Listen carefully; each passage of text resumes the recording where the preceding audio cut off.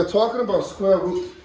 Okay, square root and perfect squares. Something that you're going to talk about in Algebra 1 with Mrs. Hoffman if you take her class next year. Whether you do Algebra 1 honors or regular, you're going to be meeting this. You're going to be doing this. Okay? Yes? I should bring in the little square manipulatives on my mom had so we can do that with like. Sure. You bring whatever you want. All right? So, we're going to talk about squares and square root. Okay? Now, here's the thing. A number like 4, right? 4 is a perfect square. And why is it a perfect square? Because it's the square of an integer, right? Meaning, if I have 4, right? 4 is equal to what? You all know. What's 4? 2 times 2, right? 2 times 2, meaning it's 2 squared. Right? 2 times 2 is 2 squared, isn't it? 2 times 2 is the same as 2 squared. So because 4 is the product of 2 identical numbers, 2 and 2, 4 is called a perfect square. Why? Because 2 times 2 is equal to 4. So therefore, we say that 4 is a perfect square. Right? Question? If I draw 4 boxes, then you make a square and each side is 2. Yeah, we can do that. Right? You have multiple ways of like representing this. What about, give me an example of another perfect square. What could be another perfect square? 9. 9. Why? Why is 9 a perfect square? Because 9 is what? 3 times 3. So that's a perfect square. Right? Another one. 64. 64. Why is it a perfect square? 8 times 8. Right? So anytime you have a number that can be broken down into 2 identical integers, you call that number a perfect square. Does that make sense? So uneven numbers or even numbers? It doesn't matter. They could be uneven. Like 9 is an odd number. It's still a perfect square because 9 is what? 3 times 3. So basically, anytime you can break Actually, down. no division of this. Right? 120. Well, yes, division kind of, right? Anytime you can break down a number into 2 identical factors, therefore you have what you call a perfect square. Does that make sense? Yeah. Does anybody have a problem understanding the perfect square? Yes. So the perfect square means you can divide that one number in half. No half. I won't say half. Because 9 is not divided by, it's not half. Anytime you can break down a number into 2 identical Those two integers, numbers together equal that. the 2 numbers multiplied together equals that number. Therefore, you have a perfect square. Yes. All right. So now, here's the thing. We have a perfect square. We also have what you call the square root, right? Square root, and a lot of people, it might like look a little bit challenging, but it's not. It's really easy, right? So the opposite of a square is a square root. So what is a square root? By definition, I'll give you the definition and then I will explain it. A square root, by definition, is a square root of a number is one of its equal factors. Does anybody understand that? A square root of a number is one of its equal factors. Does that make sense? What does that mean? Everybody give me a definition besides you. Em, what do you think that means? A square root of a number is one of its equal factors. How would you explain that to someone that has never seen that before? Mm-hmm. I don't know. You don't know? YouTube video. Anybody? Like, Caleb, how would you explain that? Anybody? Yeah. How would you explain that? A square root of a number. Can I draw a picture on the board? Wait, can I have a whiteboard marker? Hold on a second. Yeah. I have the camera on, so I can't have you on the camera, so sorry. All right, let me explain it. Right? Let me explain what this means. Right?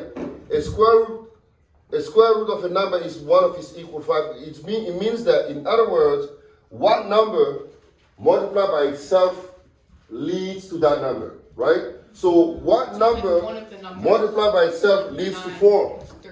3. 2.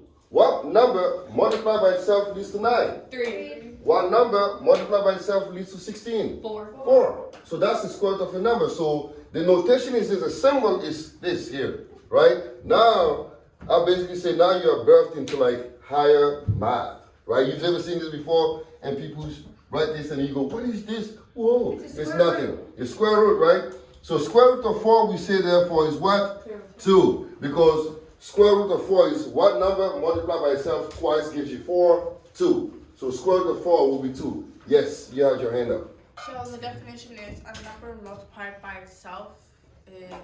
The number what number multiplied by itself twice leads to the number that you are discussing. In this case, we said 4. So one number multiplied by itself gives you 4.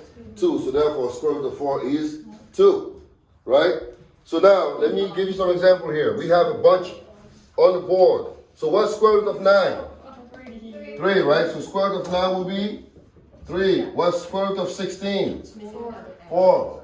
Now here, this is also a little technical here. I have plus or minus, right? So what's the square root of plus or minus 25? 5. If you plus or minus 5, right? If you see the sign here, keep it. So if you plus or minus 5, right? This is plus or minus 5. Okay? What's the square root of 36? 6, right? Square root of 36 is 6.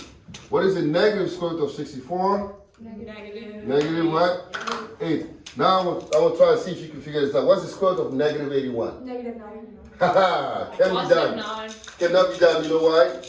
You cannot find the square root of a negative integer, right? But we can do complex numbers. Who wants to do complex numbers? No. No. So when you get to algebra 1, maybe you're going to talk about square root of 81i squared, right? And now we plus or minus 9i. So that's when you get to higher math, right? Right now we're just going to be like, anytime you have a square root of a negative number, the answer will be cannot be what? Done, because it's a negative number, right? So you cannot have a square root of a negative real number unless you use complex. And we're not using complex numbers yet. We're going to do that in algebra 1. So when you get there, you're going to remember what I said today, right? So now from now, anytime you have a square root of a negative number, you say it's impossible. You can't do it. But notice, what if I did this negative square root of 81? What would that be? Then it would be negative 9. Negative 9, right? So make the distinction between this and that, right? This cannot be done, this can be done, okay? So that cannot be done, but this can be done. So that's the square root. So now we're going to talk about how do you estimate the square root of a number that is not a perfect square. So we're going to talk about that too, okay? I'm actually glad you guys are getting this. Like, I was thinking it was going to be hard, but apparently everybody's getting it. That's good. Find the number with Love it. same If we're getting it now, does that mean we don't need homework? No.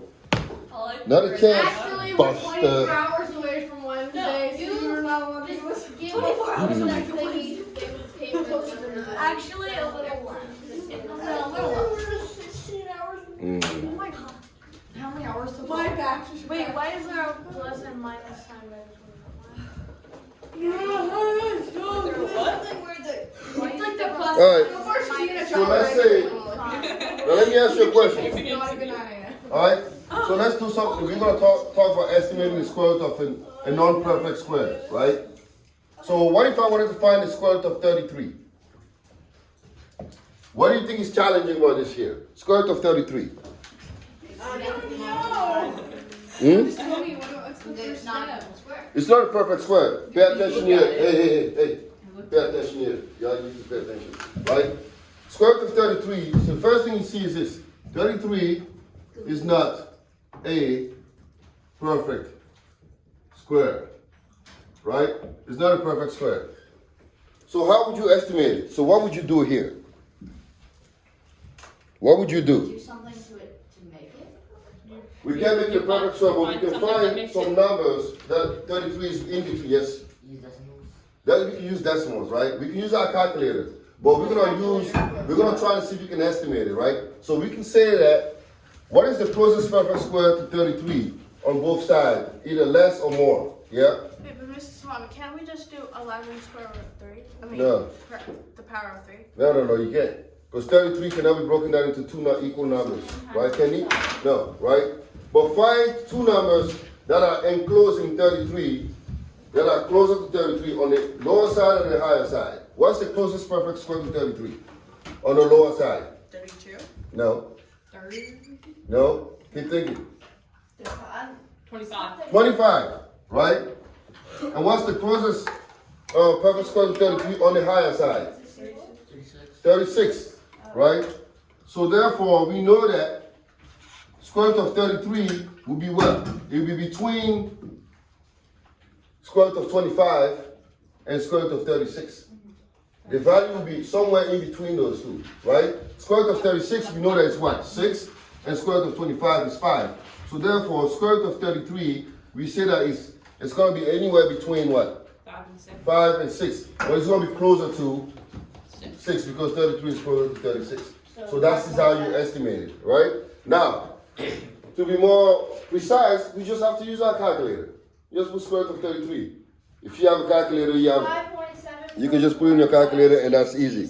Right. Okay? So that's how you do it. You just use your calculator and just plug it in and it's going to give you 1 point something.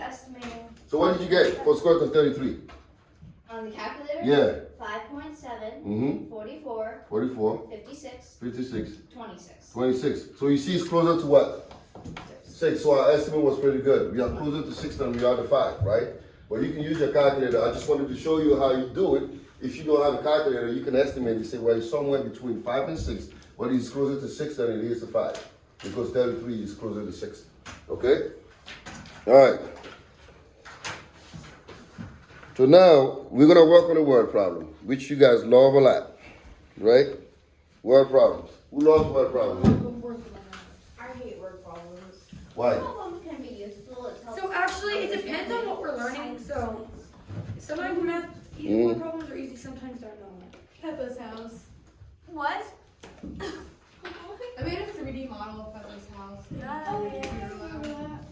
All right, so going forward in this chapter, if we have a problem that we want to solve and the number that we are looking to work with is not a perfect square, I'll suggest you use your calculator to find the square root of that number, right? If it's not a perfect square. If it is a perfect square, first try to see if it's a perfect square. If it's not, then use your calculator, right? Otherwise, do it by hand because you can figure it out, okay? I'm going to show you something real quick. Well, we're not going to learn it today because you guys, it's going to be in Algebra 1 probably. I want to show you something, okay? So, for example, if I want to find square root of 27, there's a way to find square root of 27. Is 27 a perfect square? No, right? 27 is not a perfect square, but 27 can be written as a combination of a number and a perfect square. Can it? Yes or no? Yes, right? So 27 is what? 3 and 9, right? 3 times 9 is 27, isn't it? Yeah. Right? So here's what we do in Algebra 2, right? In Algebra 2, I'll show you something that maybe if you want to learn it, you can learn it, but you don't have to learn it now, right? So we're gonna break down 27. It's gonna be what? Square root of 9 times what? Square root of 3, right? Because 27, we can break it down into square root of 9 times square root of 3, can't we? Yes, right? Now we know what square root of 9? 3. So this becomes what? 3 square root of 3. So this is what we do in Algebra 2. We learn how to simplify the square root of a number, right? Okay. So in Algebra 2, we do that. But we're not going to do this here unless you guys really want to learn it. I can teach it to you. I want to do it. You guys want to do it? Don't speak for us. Hey, you guys want to do it? You guys don't have to do it. All right. So let's do one more. Question. Huh? Why is it 3 on the outside? What? Why is there 3 on the outside? Why is it 3 on the outside? Because square root of 9 is 3. Right? That's why. So let's do one more just to learn it, and then we can end it, right? What about square root of 56? What am I going to do here? 56. 9, 7, and 8. 8 and 7, right? 8 and 7. And then 8 is what? 4 and 2, right? 7 is just 7, right? Yeah. So now we're going to break down 56 into what? Square root of 4, right? Times square root of what? 2 times 7, right? Do we know square root of 4? 2. Right? So now this becomes what? 2 times 7 is? 14. So therefore square root of 56 is 2 square root of 14, right? So you guys are going to do that. But the problem is with these numbers is really easy. What if you have a huge number, So right? it's really easy, so because it's just complex. So what if you have 1024? You need a calculator. Hey, Okay. you want to do it? Or bring my dad. So We're going to break it down, right? We break it down and we can get it down too. We can break it down and get it down. So this is how we simplify square root in Algebra 2. We don't use decimal numbers, we actually simplify them. All right? All right. So this is it for this chapter. you guys will look calculator. That's it?